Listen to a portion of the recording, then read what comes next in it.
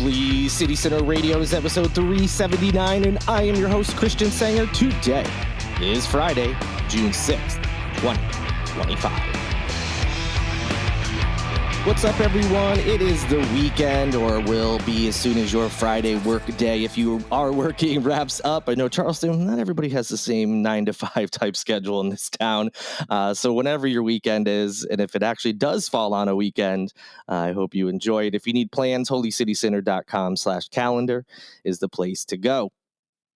So yes, an interview today. This is with Tony Deering. He is the CEO at a company called R2P Doors.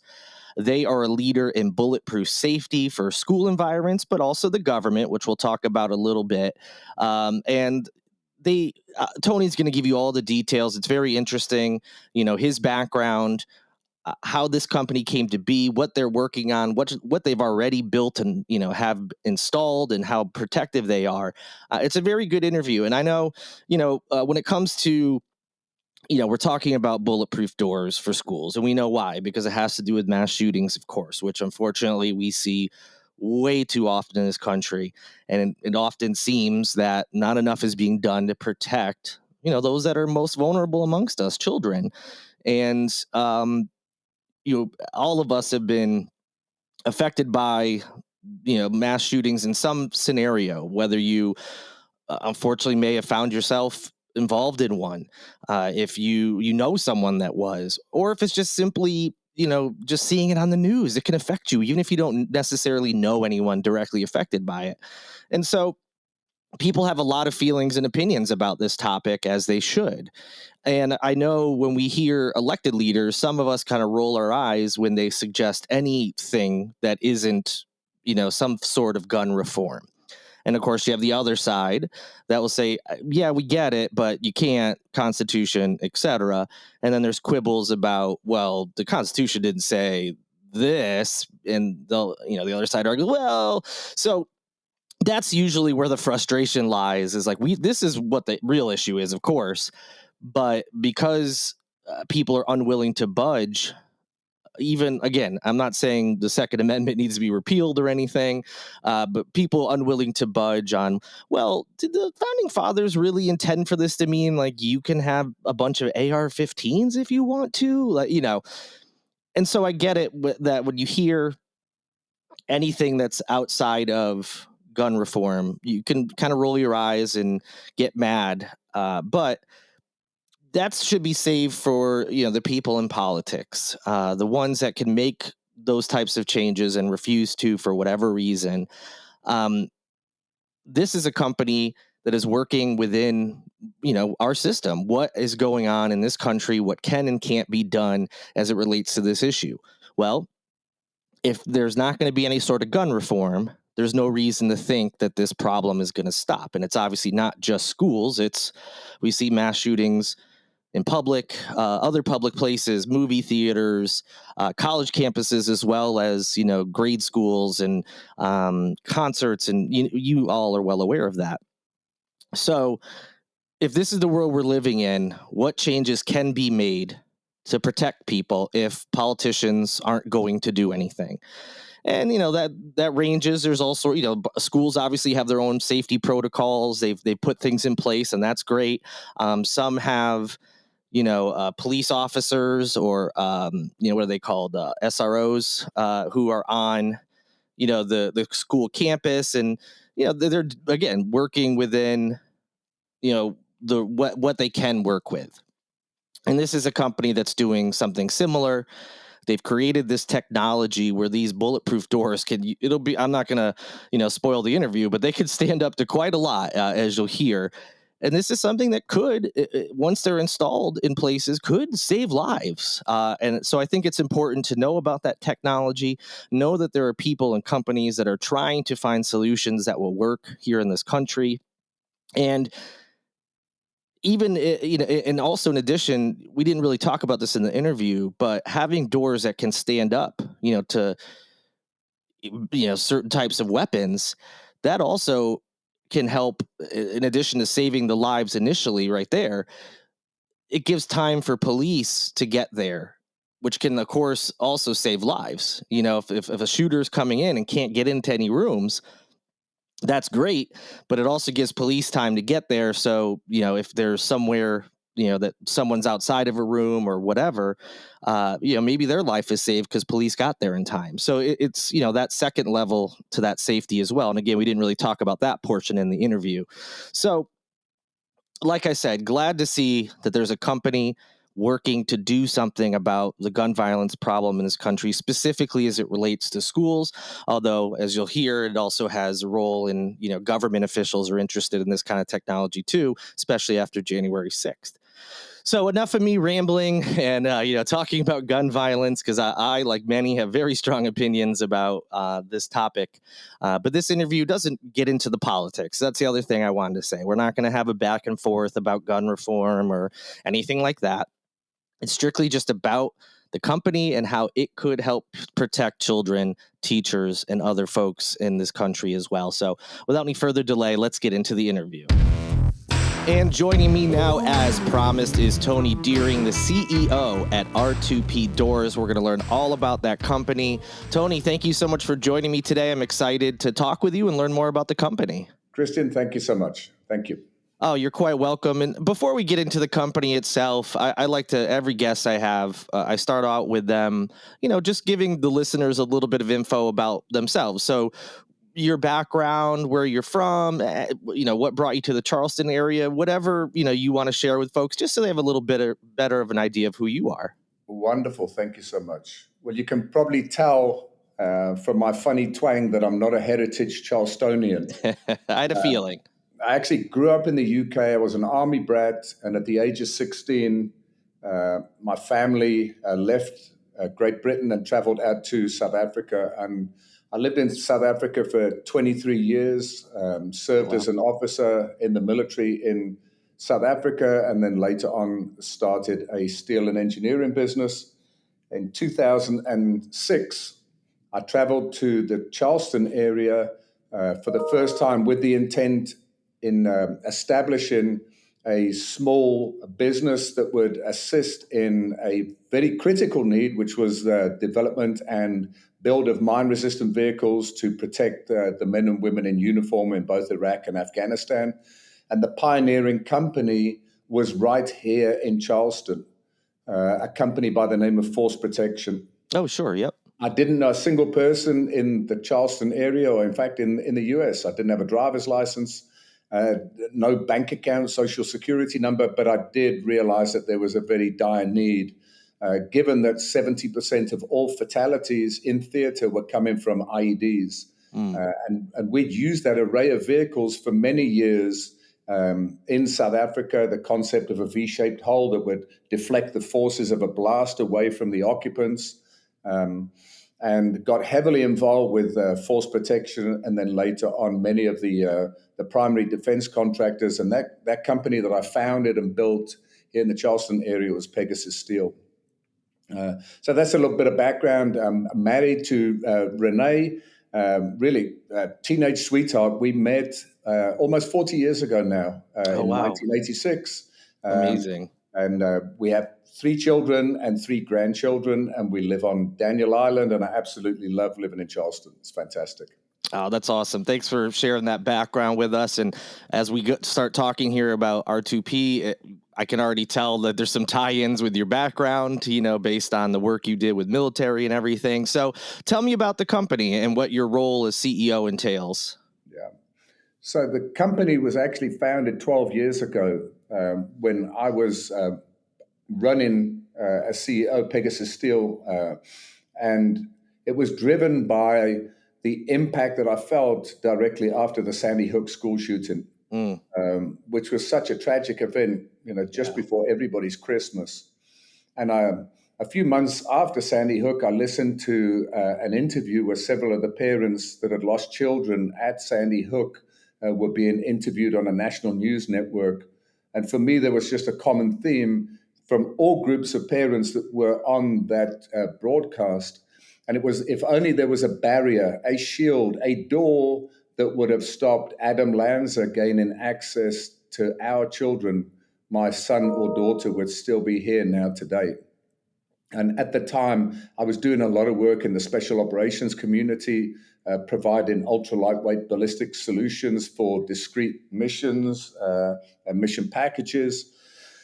So that got me thinking, and it made so much sense to me as to why you would not put a highly protective door on a classroom. And at that point, I'd been made aware of Columbine, and Hmm. then subsequent to moving to the States was the shooting at Virginia Tech, where a professor was shot through the door of the auditorium where the shooter gained access. He was actually trying to barricade that doorway with his body to stop the access gaining entry into that auditorium where a lot of those students were unfortunately murdered.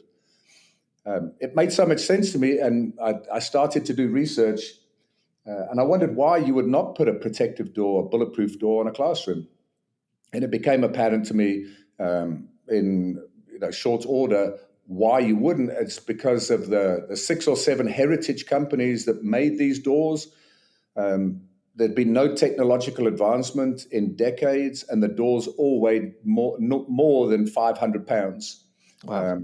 So it would be impossible for a young child to open and close a 500-pound door. Sure. Yeah. And you couldn't retrofit one of these extremely large doors into a classroom opening. You would normally find them in embassies and consulates overseas and discrete locations.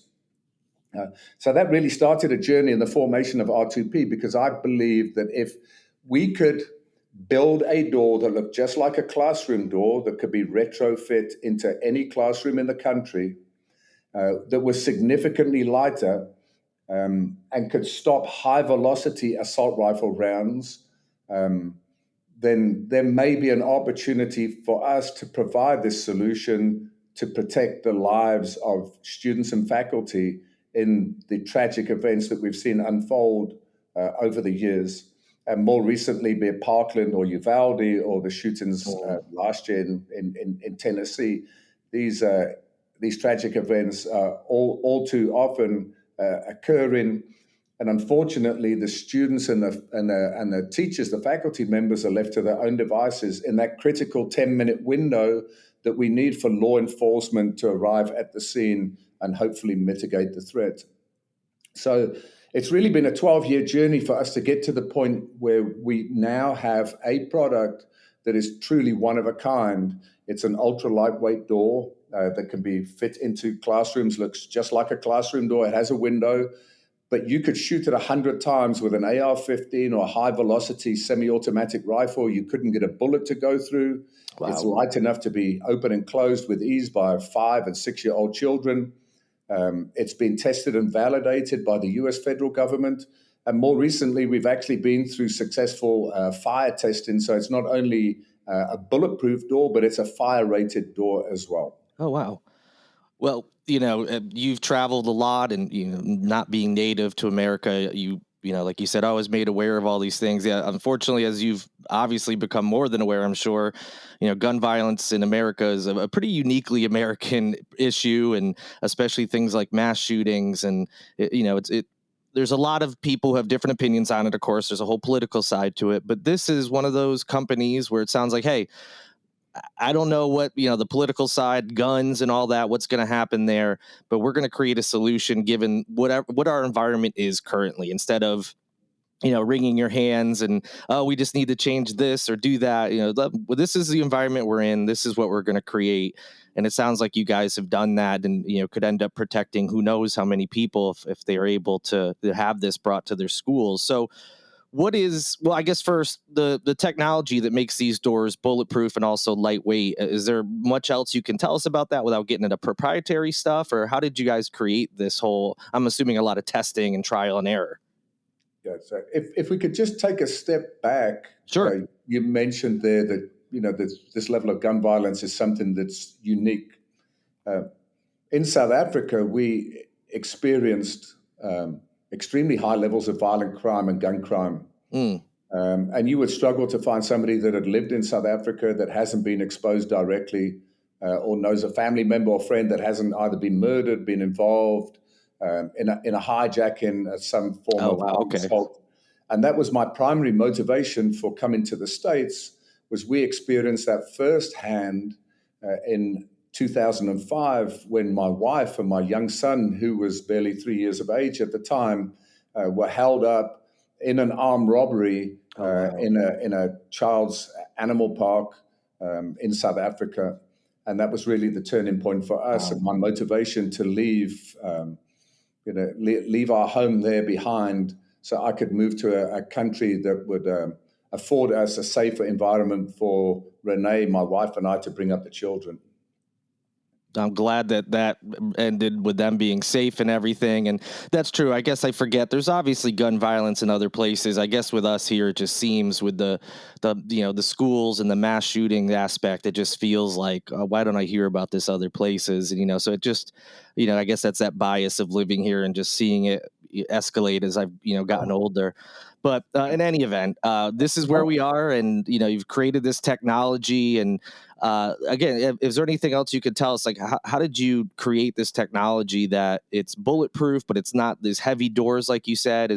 What makes your doors unique versus, say, someone else who's or someone else who has created some? Well, it took 5 years and literally thousands of hours of tinkering and test and development to arrive with a solution. And as I mentioned, looks just like a normal classroom door. Embedded within that door is a sandwich of proprietary ultra lightweight ballistic materials that can stop a significant amount of bullets, high velocity rifle ammunition. Mm. So it is a patented design, but in essence, within the door, even though it looks like a normal wooden classroom door with a window and everything, the window is bulletproof to the same rating as the door.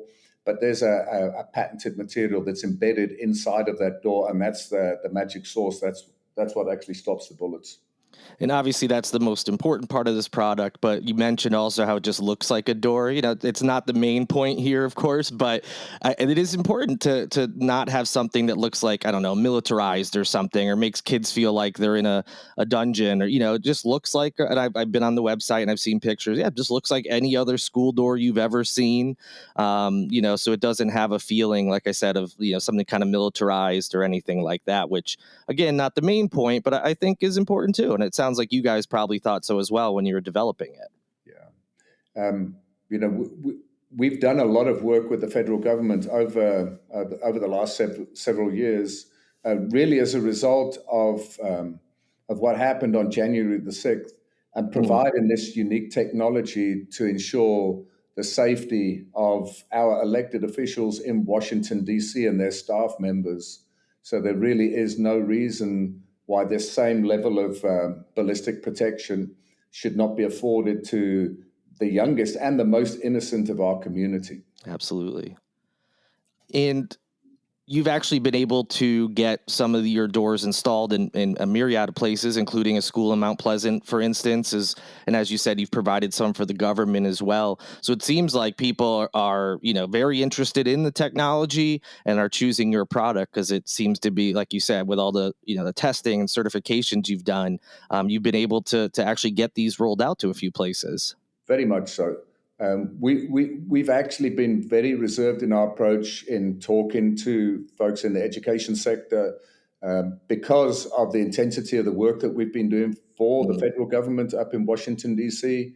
And I only stepped away from Pegasus at the beginning of last year. So now, for the last 18 months, my sole focus has been on establishing a solid foundation and preparing R2P to get this life-saving technology out into the marketplace. But we are absolutely now ready. And we're currently engaged with several local private schools and also with elected officials as well at both a federal and a state level. We've hosted a lot of visits. In fact, next week, Wednesday, we'll be conducting a live fire demonstration at our facility in Ladson, where chiefs from law enforcement, local and at a state level, teachers, school administrators, parents, and students will be in attendance, where we actually put some of our doors through some rigorous testing so they can see firsthand, the effectiveness of this unique technology. What are some of the hurdles that schools, I would imagine, I mean, I'm sure there's some with government as well, but that schools face, because I'm sure there's a lot of schools, leaders in those communities that would love this technology, but I would imagine things like, school budgets, what they've allocated, maybe they have to plan for it. Is that the biggest hurdle? Is just schools need to get, approved for this type of thing, or are there other hurdles as well? I think primarily it's financial constraints, budgetary constraints, especially in the public school system where they're Yeah. reliant upon both state and federal funding for their budgets and for what they actually spend money on. The private schools are a little bit different because they have the autonomy to make decisions. Unfortunately, when you look at school safety, it's very much a holistic approach.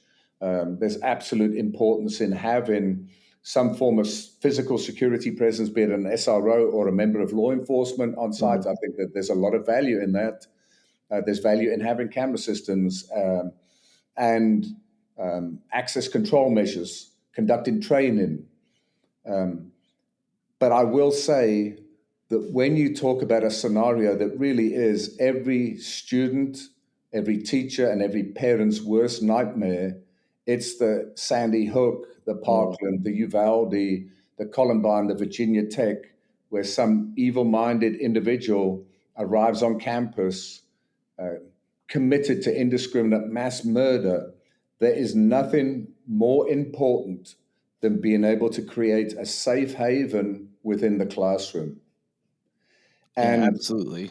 I'll go back to during the 1970s, 80s, and 90s, there was a whole slew of aircraft hijackings around the world when Hmm. many hundreds of people lost their lives and planes were hijacked and flown to non-allied countries, and now you've got a hostage rescue situation. Pilots were killed, planes were blown up, passengers were killed, and I've got no doubt that at that time somebody said, "Well, why would you not put a bulletproof door on the cockpit of that aircraft?" Hmm. And a few wise people must have sat around a table and they engaged with the federal government, they engaged with government agencies, they engaged with airlines, and they took whatever measures they could to put this protective shield between access and control of that aircraft and imminent danger, a hijacker. Unfortunately, what it took was for us to lose 3,000 people on one day Hmm. 24 years ago. And then the federal government intervened and said one of our best courses of action is to mandate that every commercial airliner in the Western world will have a bulletproof door in the cockpit. So I suppose the fundamental question is this: how many more children do we need to lose in school shootings to realize that their best chance of survival and the only thing that really empowers them to take ownership of their own safety when these tragic events unfold is to create an impenetrable shield, a barrier, a one of a kind bulletproof door, and place that between themselves and imminent danger? For sure. Like you said, it's too bad that it takes so many tragedies for things to be implemented sometimes when you're referencing, airlines. And obviously, I'm sure you agree, and pretty much everybody in this country would agree, there's already been too many, deaths of young people, and it's far past time for some big changes. And, hopefully this is one that as time goes on, more and more schools will be able to implement. And, we talked about a little bit of the hurdles and, how it's not just, schools can't necessarily just pick up the phone and order new doors and get them installed tomorrow. But what do you want parents to know, and what can they do to help, get the process started of possibly getting your products into their schools? I'd love for the local parents to go onto our website, engage with not only us, R2P, we're happy to share as much information and to create awareness for this life saving technology that's available, but also to reach out to your elected officials and fundamentally ask the question, you know, our members of the US government have been afforded this level of protection. They engaged with us with R2P innovations to protect themselves. Are our children not worthy of that same level of protection? And if anything, it certainly qualifies the pedigree of our product in that the federal government sought us out and asked us to assist with what they believed was a significant threat in Washington, D.C. Absolutely. And first, really appreciate you speaking with me today. All sorts of great information here, and I'm sure there's other things we could talk about. So is there anything specific that I didn't ask you about, or just anything you want to share with the listeners about R2P, the products, or anything else, including where they can, what the website is and all that? I'm sure everybody would be interested to know. One of the first questions that's posed to us when we engage directly with folks is, how much do these doors cost? Oh, yes. Currently, turnkey, fully installed, a door runs about $10,500. And we understand that that's a hefty price tag. Mm-hmm. Every single door that is manufactured is custom made to a given door opening. So there is no stock. We send out teams of technicians to a given location and they take intricate measurements of the doorway. We spec in hardware, and then we start an engineering process and then a manufacturing process.